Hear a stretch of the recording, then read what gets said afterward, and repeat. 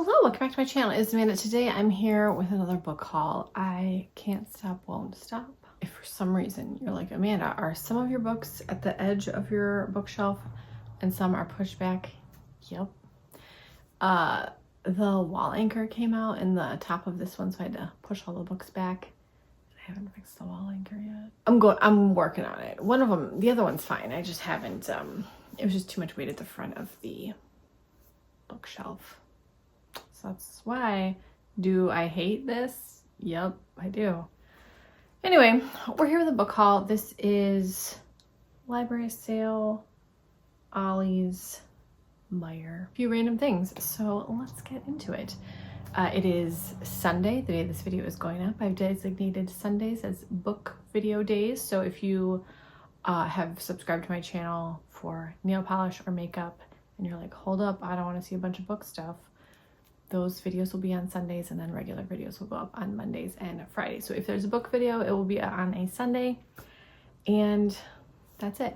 The first thing I want to talk about is not actually a book, but it is the cutest book blanket. Hold on, which way is it facing? I got this at Kohl's. I love the big one plush blankets that Kohl's has. I love blankets. I can't help it. Is there a person in the world who doesn't love blankets? I love blankets. And this one was so cute. It has like horror books and romance and biography and sci-fi and poetry and what does that one say? Adventure. And it's just so cute. I simply could not say no to this. I think it was on sale for like $9, and I was like, I need this blanket. It's so cute. I love blankets. We can never have too many, and I just wanted a nice book blanket. So that's the first thing. I'll link that down below.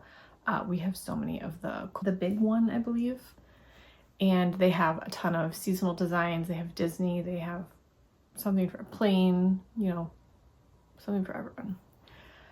We wash them all the time and they hold up really well. The first book is one that I purchased from Thrift Books. This is called The Forgotten Garden. It's by Kate Morton. I have another Kate Morton book up here. It's a historical fiction. This one is as well. This is a tiny girl is abandoned on a ship headed for Australia in 1913. She arrives completely alone with nothing but a small suitcase containing a few clothes and a single book, a beautiful volume of fairy tales. She is taken in by the dockmaster and his wife and raised as their own. On her 21st birthday, they tell her the truth, and with her sense of self shattered and very little to go on, Nell sets out to trace her real identity. Her quest leads her to Blackhurst Manor on the Cornish coast and the secrets of the doomed Mount Ratchet family. But it is not until her granddaughter Cassandra takes up the search after Nell's death that all the pieces of the puzzle are assembled. A spellbinding tale of mystery and self-discovery. The Forgotten Garden will take hold of your imagination and never let go. And it's not a small book, 550 pages, you know, it's not a small book, but I like the cover. The cover is beautiful.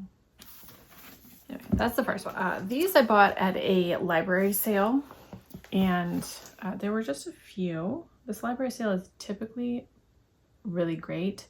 Didn't have as many books this time, which is fine. I don't need that many books. The first that I purchased is called Knit to be Tied by Maggie Sefton, and I don't have anything by this author, but I love a cozy mystery punny title. I can't say no to it. In Fort Connor, Colorado, the friends at the House of Lambspun knitting shop are welcoming a new face into the fold. Shy, sweet, and pregnant, Nancy Marstead would like to knit a baby hat, and the Lambspun ladies are more than happy to show her the ropes. They share their own pregnancy yarns and soon learn that the father of Nancy's baby isn't quite the man she dreamed he was. He's a cad. Then, one dark night, a speeding car fatally mows down the dad-to-be and also strikes a cyclist, spinning the town into a frenzy. Everyone is worried that a crazed killer is on the loose. Now it's up to Kelly and the gang to put down their needles and cut to the chase before the culprit is driven to kill again. I think this one is several books into the series. That's one thing I love about cozy mysteries. You don't have to read them in order. You can kind of pick them up wherever. Of course, if you want to read them start to, or, you know, beginning to end, you can, of course, do that. But there's enough backstory given that you don't really have to read them in order. The next is another historical fiction book. This is called The Paris Secret. England, 1930. I don't know why sometimes I read all of the back covers and sometimes I don't. Let me give you the synopsis. We go back and forth on the timeline here. So it starts in England, 1939. The Penrose sisters couldn't be more different. Skye is a daring and brash pilot, and Liberty the one to defy her at every turn. Even if women aren't allowed in the Royal Air Force, Skye is determined to help the war effort. She's thrilled when it reunites her with her childhood soulmate, Nicholas. She's less thrilled to learn Nicholas is now engaged to an enigmatic French woman named Margot Jourdan. Paris, 1947, designer Christian Dior unveils his glamorous first collection to a world weary of war and grief. He names his debut fragrance Miss Dior in tribute to his beloved sister Catherine, who forged a friendship with Skye and Margot through her work with the French resistance. Present day, fashion conservator Kat Jourdan discovers a priceless collection of Dior gowns in her grandmother's vacant cottage. As she delves into the mystery of their origin, Kat begins to doubt everything she thought she knew about her beloved grandmother. I'm guessing she had something to do with the resistance. Next we have one from Della and Darby. This is by Susanna B. Lewis, and I am not familiar with this book or this author, but it's a book about sisters. They're identical twin sisters and just very different. One is outspoken, one is introverted. It's a book about sisters and secrets. And then another of these like random war, I don't know, is this a war book? Spy book. I always buy these and it takes me forever to read them, but then whenever I do read them, I'm like, yes, this is so interesting. And they're good sort of, I mean, they're not light books. They're still heavy topics. War, danger, and whatever, but it just seemed like sometimes I use these as a palate cleanser. This is called Endgame, and look at the condition this book is in. This book was $1. It's in perfect condition. Like, I don't even know if it was read. There's no markings or anything. It's in perfect condition. Will Roby and Jessica Reel are two of the most lethal people alive. They're the ones the government calls when the utmost secrecy is required to take out those who plot violence and mass destruction against the United States.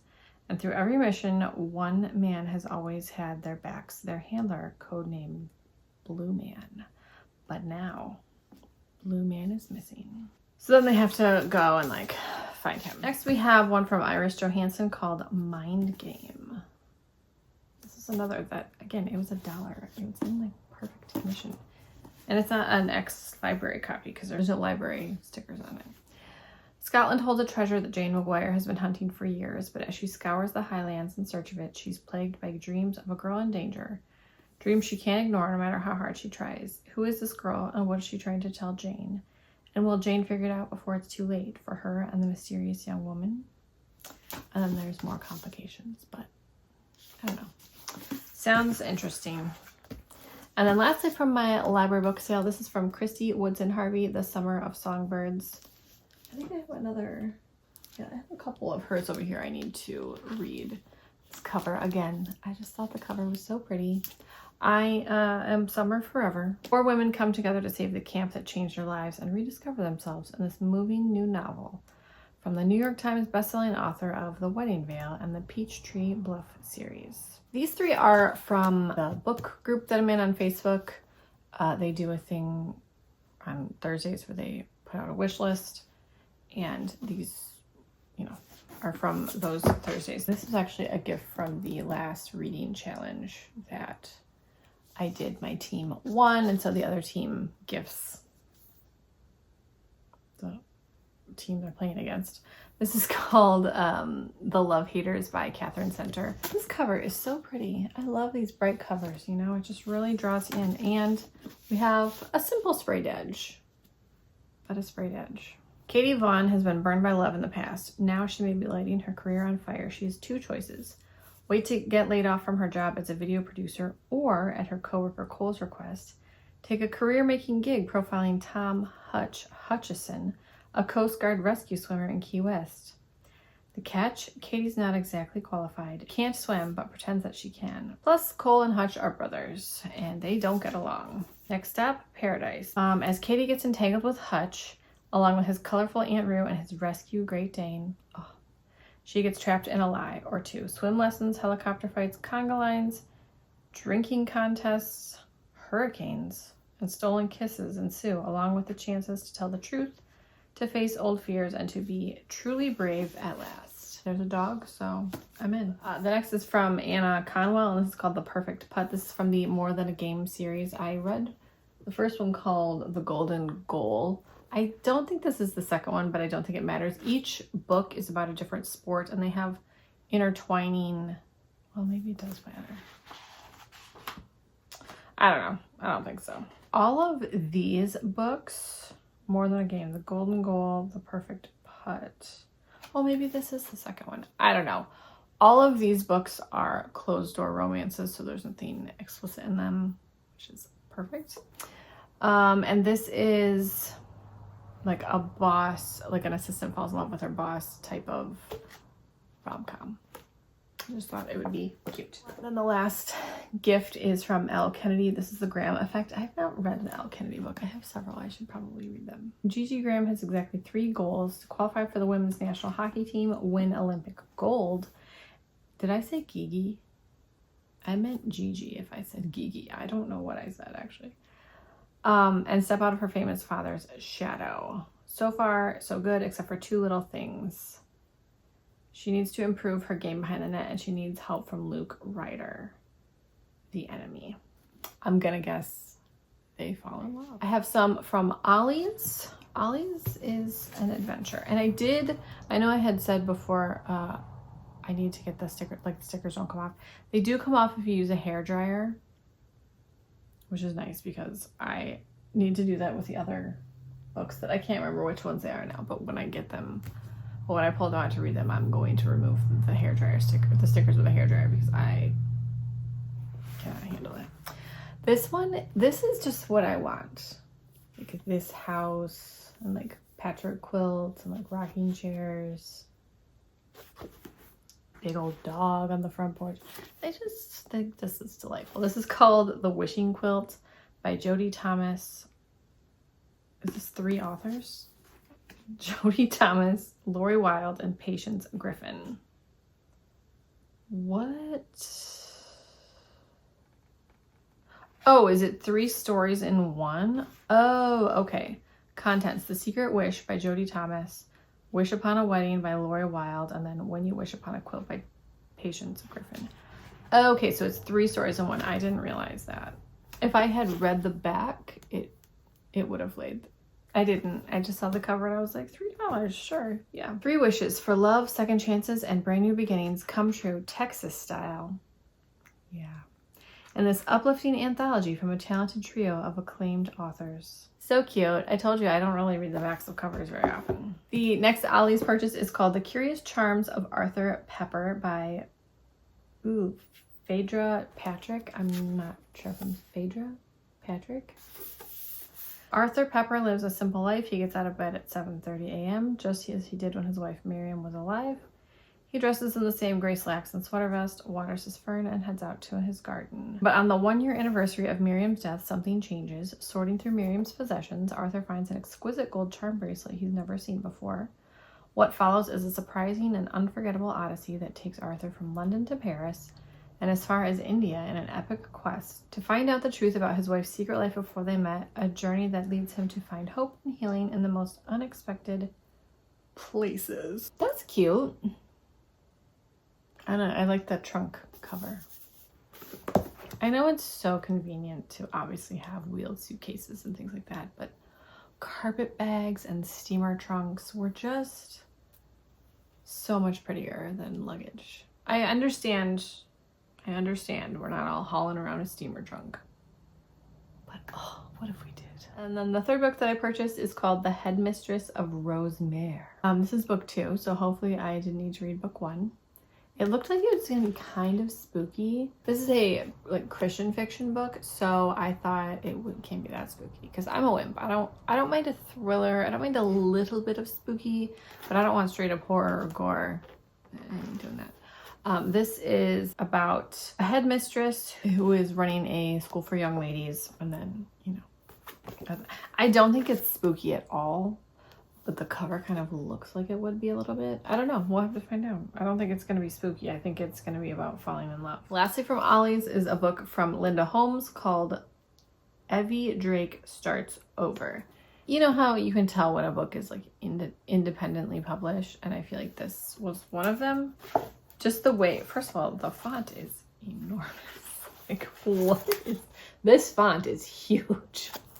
It takes place in Maine, and it's just about starting over. It's also, the pages are just very heavy. This is just an interesting, like, it almost has like Bible pages. Can you hear that? They're thicker than Bible pages, but they sound like Bible pages. Anyway, does this take place in different seasons? The font in this is so large.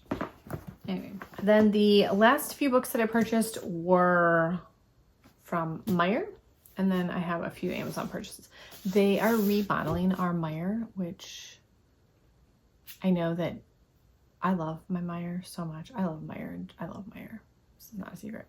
So they're remodeling ours, so it's been kind of like things have been shoved places. So I went there today to get some stuff, and the bargain bin was freshly either organized or restocked, and I will dig through a jumbled mess of a bargain bin, but a freshly organized bargain bin, oh, you know I'm stopping at that, because they had multiple titles stacked up next to each other. I do also organize the bargain bin if I do look through it. I can't help it. Anyway, these are books that I purchased from the bargain bin. They were all $6.97, and they're all hardcovers. We have The Shop on Royal Street by Karen White. Karen White is a queen of atmospheric Southern fiction. After a difficult detour on her road to adulthood, Nola Trenholm is looking to begin anew in New Orleans. And what better way to start her future than with her first house? But the historic fixer-upper she buys comes with even more work than she anticipated, as the house's previous occupants don't seem to be ready to depart. Okay, so this is about ghosts. Well, I didn't realize that. I really liked the cover. And hopefully it's not too ghosty. I'm just not big into like paranormal. I don't believe in ghosts, so I don't really enjoy reading about them too much. This is by Ruth Ware. It's called 0 Days. And literally this morning I watched Lip Gloss Leslie's, her monthly favorites videos where she talks about books, and she mentioned this book. And as I was listening to her video as I was doing my makeup and trying to do something else, so I don't exactly remember what she said. But I was like, oh, I hadn't heard of that book until I saw her video, and then I saw it. So I thought, yeah, sure. Jacinta Jack Cross and her husband Gabe are the best security penetration specialists in the business. Hired by companies to test the strengths and weaknesses of their systems, Jack handles the physical break-ins while Gabe tackles the digital aspects. They make an excellent team outside of work too. But after a routine assignment goes horribly wrong, Jack arrives home to find her husband dead. Yikes. To add to her horror, the police are closing in on their only suspect, her. Who can she trust? She goes on the run. There are 0 days until she's going to be arrested. I don't know.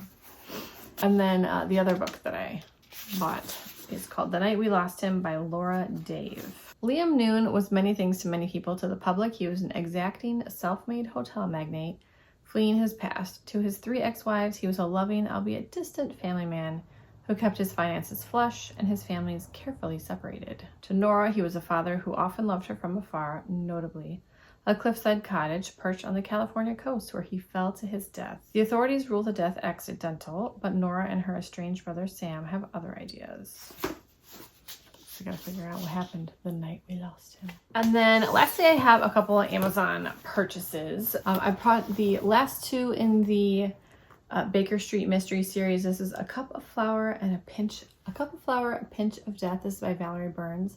This is set in the fictional town of New Bison, Michigan, which I think they're talking about New Buffalo, but it's called New Bison, Michigan. And it's just really cute. I really like the main character. I like the side characters. I love the giant dog. It's very cute. I love the Michigan references. And then I also purchased Icing on the Murder, and I'm assuming she gets engaged at some point because she's not up to her undergrad. So this is just a cute series, a very easy read. This next book is called Everyone Here is Lying by Shari Lapina. Sherry Lapina? I'm not sure. Welcome to Stanhope, a safe neighborhood, a place for families. On the surface, William Wooler is a family man, but he's been having an affair that ended horribly this afternoon at a motel up the road. When he returns to his house, devastated and angry, to find his difficult 9-year-old daughter Avery unexpectedly home from school, William loses his temper. Hours later, Avery's family declares her missing. Suddenly, Stanhope doesn't feel so safe, and William isn't the only one on his street who's hiding a lie. As witnesses come forward with the information that may or may not be true, his neighbors become increasingly unhinged. Who took Avery Wooler? Nothing will prepare you for the truth. And then we have The Quarry Girls by Jess Lurie. Minnesota, 1997. For the teens of one close-knit community, summer means late-night swimming parties at the quarry, the county fair, and venturing into the tunnels beneath the city. But for two best friends, it's not all fun and games. Heather and Brenda have a secret, something they saw in the dark, something they can't forget. They've decided to never tell a soul, but their vow is tested when their friend disappears, the second girl to vanish in a week.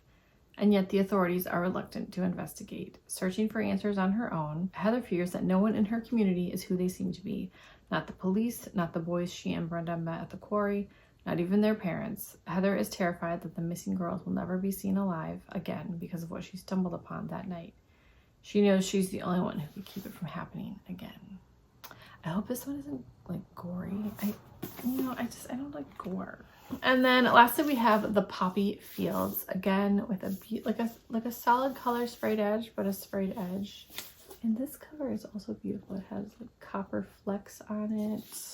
I'm gonna be honest. This book came up on Amazon. It was on some deal, and I thought, yeah, I'm just gonna buy it. I don't know what it's about at all. Oh my gosh, look how beautiful that is. Welcome to Poppy Fields, where there's hope for even the most battered hearts to heal. Here in a remote stretch of the California desert lies a controversial and experimental treatment center that allows those suffering from the heartache of loss to sleep through their pain and keep on sleeping. After patients awaken from this prolonged state of slumber, they will finally be healed, but only if they're willing to accept the potential shadowy side effect. On a journey to this mystical destination are 4 very different strangers and 1 little dog. Ava, a book illustrator, Ray, a fireman, Sasha, an occupational therapist, Sky, a free spirit, and a friendly pup named PJ. As they attempt to make their way from the Midwest all the way out to the Poppy Fields, where they hope to find Ellis, the center's brilliant, enigmatic founder, each of their past secrets and mysterious motivations threatens to derail their voyage. A high-concept speculative novel about heartache, hope, and human resilience, The Poppy Fields explores the path of grief and healing, a journey at once profoundly universal and unique to every person, posing the questions: how do we heal in the wake of great loss, and how far are we willing to go in order to be healed? That is everything that I have purchased recently. I have some books on pre-order, and I actually can't remember when they come in. I don't think they come in for a while. Like, one is December, one is March. I'd love to know, what books have you purchased lately? Are there any fall type books that you're looking forward to? Let me know. Thank you guys so much for watching. Be sure to subscribe if you haven't already and give this video a thumbs up. And I will talk to you in my next video.